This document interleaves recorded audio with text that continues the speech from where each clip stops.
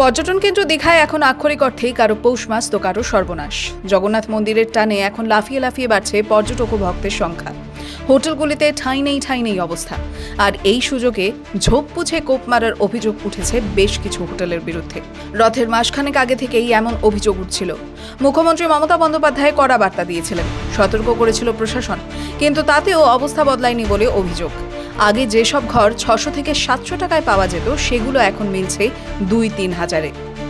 শুধু হোটেল ভাড়াই নয়, দীঘার টোটো অটো খাবার হঠাৎ যেন মহার্ঘ হয়ে উঠেছে। আগে ওল্ড দীঘা থেকে নিউ দীঘার টোটো ভাড়া ছিল 20 টাকা, এখন তা 100 টাকা হয়েছে বলে অভিযোগ। এতে বেজায় ক্ষুব্ধ পর্যটকরা। কিছু হোটেল বেশি ভাড়া নিচ্ছে, এটা স্বীকার করেছে হোটেল মালিকরাই।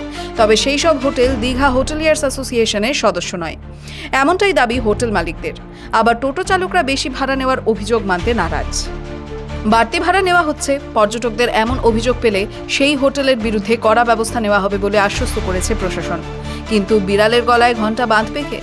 মহার্ঘ হয়ে ওঠা সৈকত নগরীতে প্রশাসন কখন দৃষ্টান্তমূলক কড়া ব্যবস্থা নেবে, আপাতত সেদিকেই তাকিয়ে রয়েছেন পর্যটকরা।